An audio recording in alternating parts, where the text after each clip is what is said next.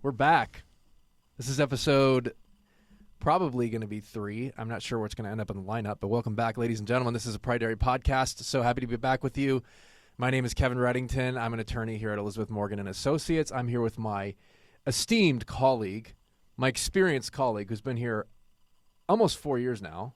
Yeah, 4 years. Coming up on 4 years, which is very strange to think about. But his name is Brock Bales. But if you want to pronounce it correctly, it's actually pronounced Brunk. It's Nordic, so don't be fooled by the B-R-O-C-K. Whoa, little wobble on the table there. We're still getting everything set up, so bear with us. But this episode, we wanted to talk about dentistry as a business, because one of the things we've been noticing recently is a lot of dentists have been coming to us and asking us to restructure their business, help them in doing acquisitions of other dental practices. And so Brock has actually got a lot of experience doing this in recent years, and he's seen a lot of different angles for acquisitions and for building a dental kind of franchise. And we want to do a podcast about it because it's an extraordinary opportunity. In my opinion, it's a great private equity option because it's kind of protected by this creature of state statute that keeps a lot of private equity out. So why don't you explain that, Brock? Why is it kind of an ideal private equity each acquisition? state tends to have 2 layers, 2 hedges, essentially protecting dental practices from corporate interference. Generally, and it's actually pretty uniform in most states, a similar double layer of protection. So if you create a professional entity. And when you say corporate interference, you mean like big publicly traded companies coming in and scooping up these small little practices. Non-dentists coming in and lowering the standard of care. Right. So in Texas, you have the code under which the entity is formed, the Texas Business Organizations Code, and then you also have the Texas Dental Practices Act.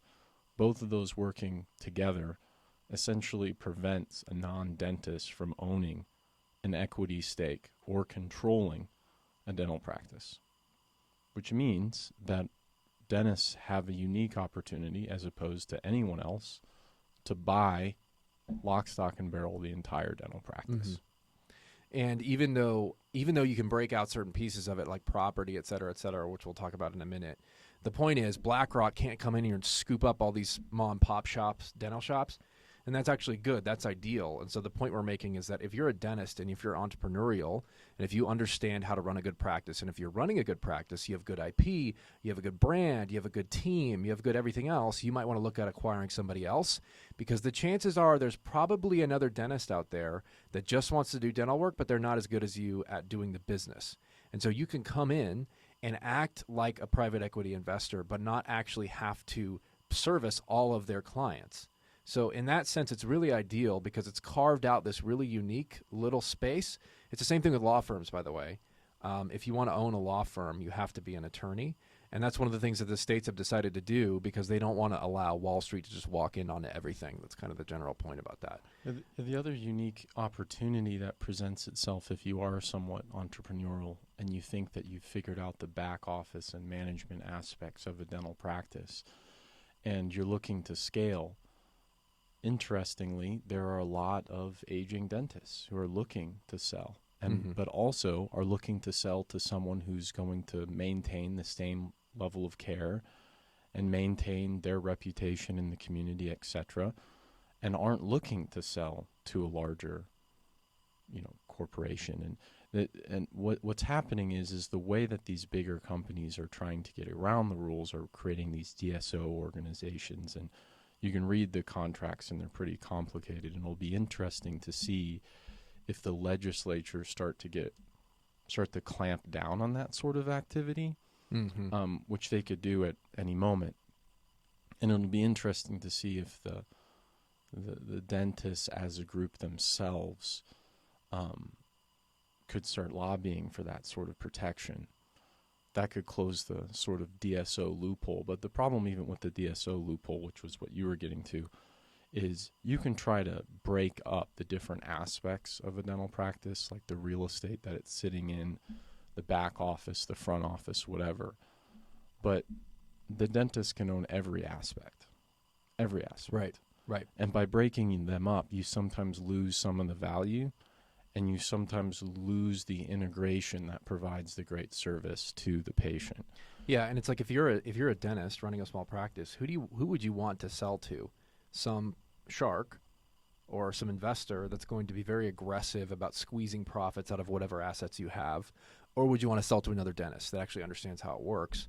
And there's not really any question there. So you mentioned DSO, dental services operations, right? Or dental services organizations. Sorry. So they explain how they're trying to get around these rules and come in and acquire things. So generally, what happens is they lock the seller into an extremely robust non-competition agreement, and they try to siphon off as much of the revenue as possible for non-dental related services. Employment placing services, whatever they can say is not providing services to a patient, but providing services to the entity itself. They siphon off as much of the revenue as possible, leave the dental practice itself as basically a shell. Another way they'll siphon off revenue is by leasing the equipment, leasing the building, etc. So they try to get the dental practice itself to basically a net zero entity, with all the revenue being moved to non-dental related services and equipment and building, whatever. And is that a creature of contract? Because they can't actually have an equity stake, so it's just like a profit sharing kind of where they're trying to isolate the activity that makes the dental practice protected, which is the provision of dental services. They try to isolate that and say that it's under just the control of the dentist. But if you follow the money, it gets kind of hard to make that argument when the entity is just a shell. Right. Unbelievable. The sharks out there. No, just kidding. It's a pretty smart idea, but it's like as we see these DSOs try and do this, it's like, well, why doesn't the dentist just do it? You know?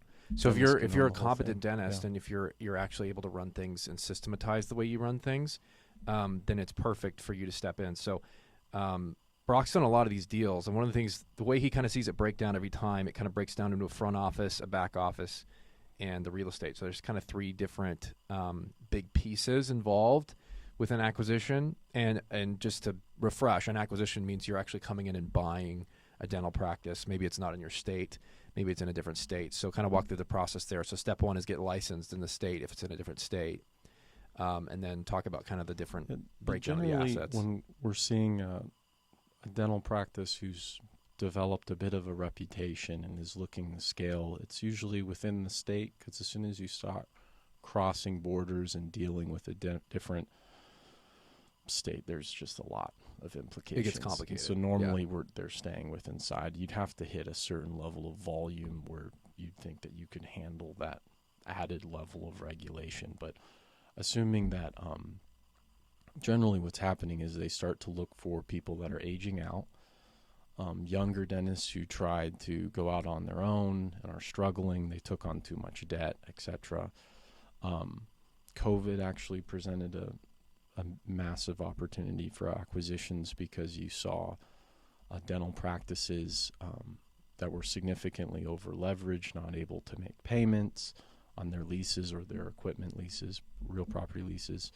And then there's also an opportunity with newer dentists who are just now graduating, may not have the capital to create their own dental practice, or are nervous about the leverage they'll have to take on to do that. Yeah. So there's all these different opportunities where there's people that potentially want to be acquired, and you can plug them into the system that you're creating. Yeah, so an example of that, and we'll talk about the aging dentist in just a second, but with the younger dentist, you graduate dental school, you probably have a ton of debt, first of all, that you're trying to service that debt, which the interest rates on that are not going to be that good, probably 6 to 10%, somewhere in that range, depending on what you got, because it's graduate loans mostly.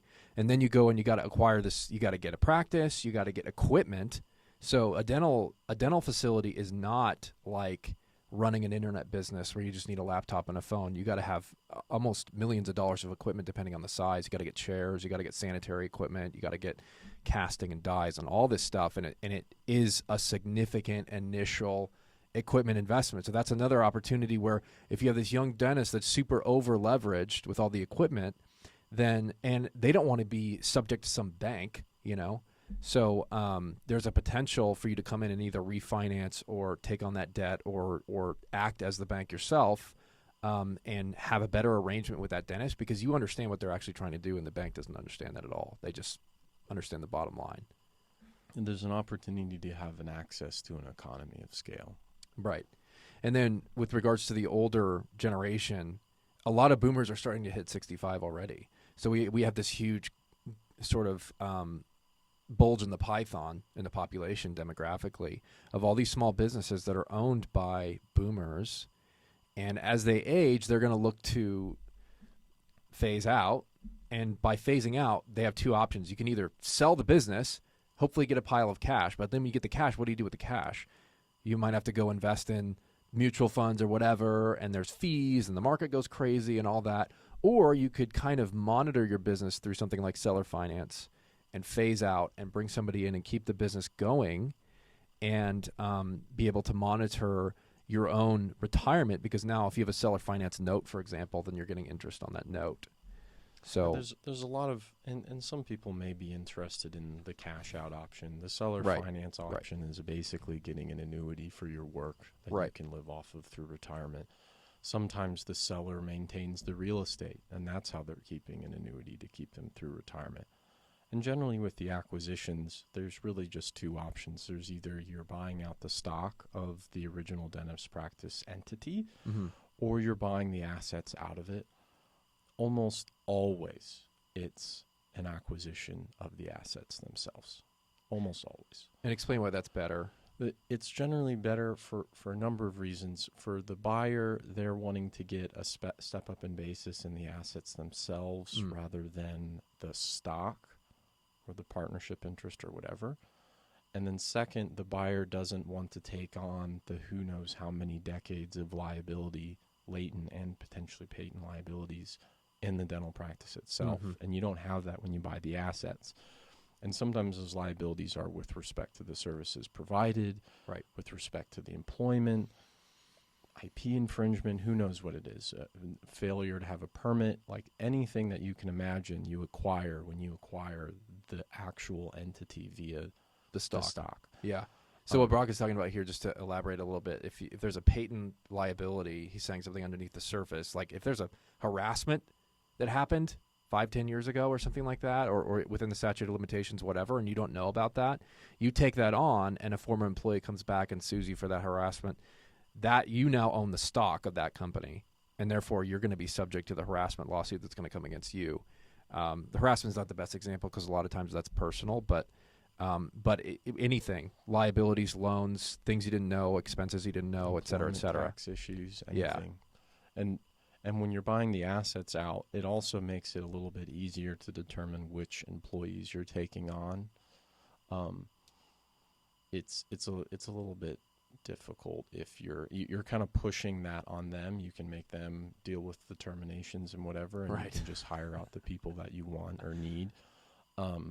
So there's just a lot more control for the buyer. The only times we're buying the entity itself would make sense is if simplicity was a goal.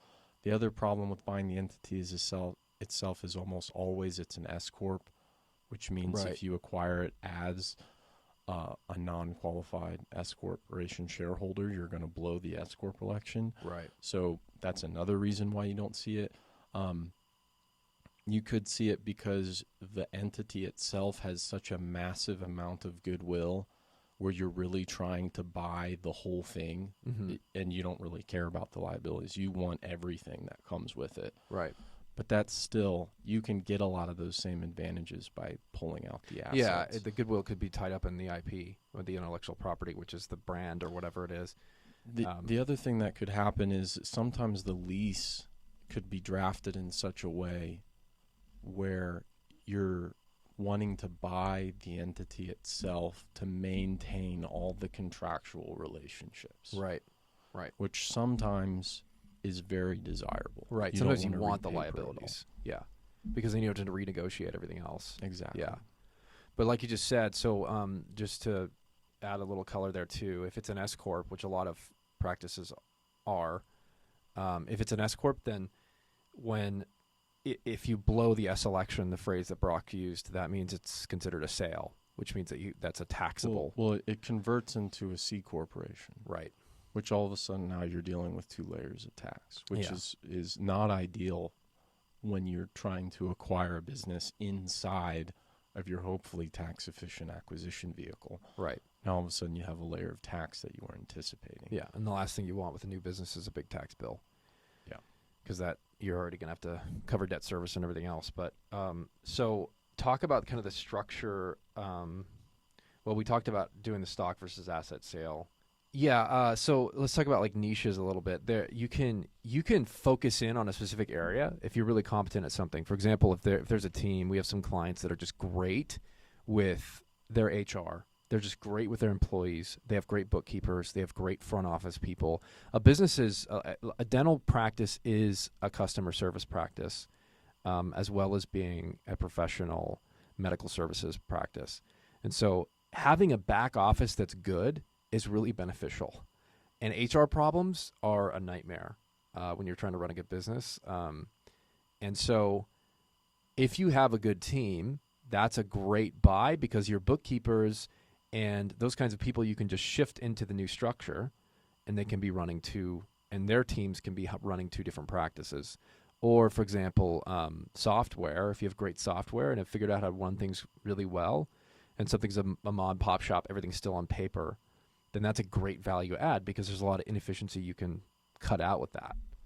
Yeah, to the extent that you can share overhead across multiple offices, there's going to be some efficiencies that are growing there. Right. You can increase your margins just because you're using the same people to do the same work over and over again, which is the best form of acquisition vehicle. If Right. you've created a structure where you have everything but the service piece to the patient ironed out beautifully, where all you have to do is add in hygienists and dentists into the structure at each individual office, you've just created a beautiful model that can scale almost infinitely, assuming that you can continue to staff the back office the correct way.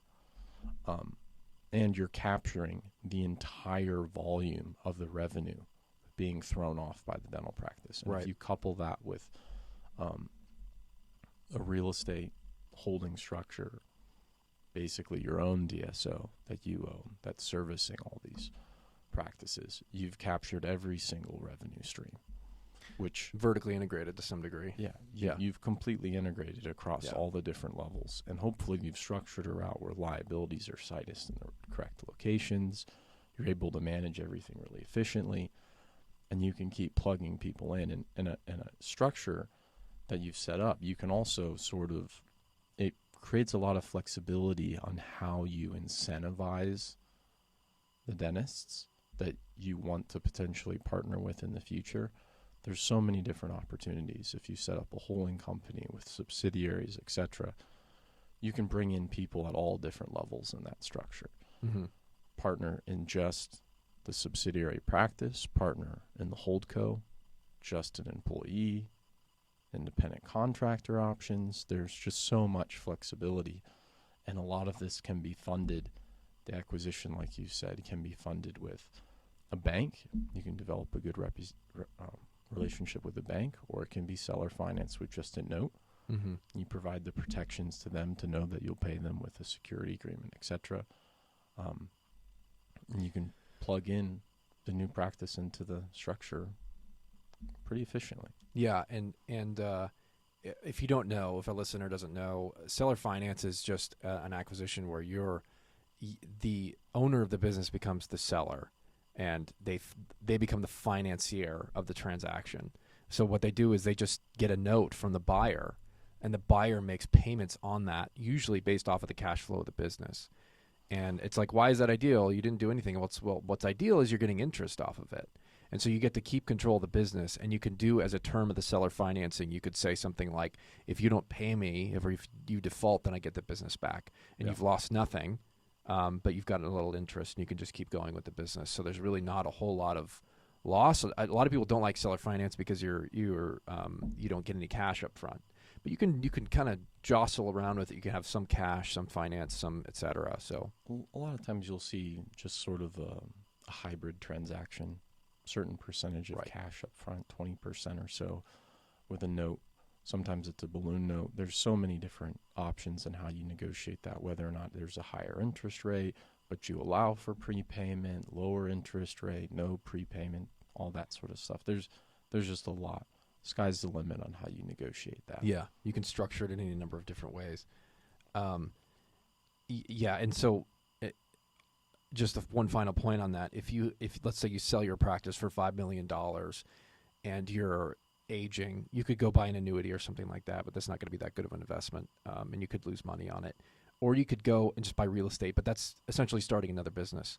So the kind of the ideal part of it is you can use the business that you've already built, which you know works, and you can continue to take the cash flow from that while phasing out of the business. That's what's ideal about it. So,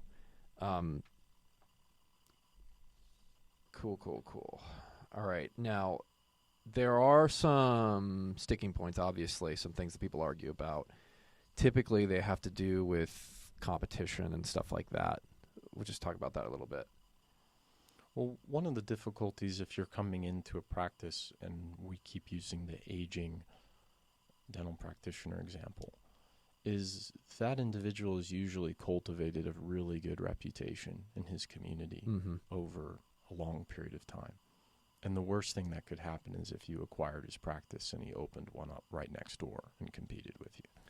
So that's usually the biggest sticking point is, and sometimes you want that person to work with you. Right. To make the introductions, to send the letters to the patients, to continue providing services for a certain phase out period.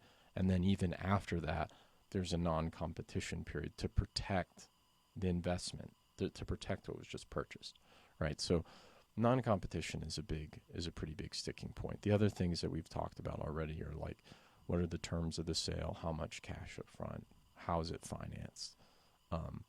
What assets are actually being bought? Because sometimes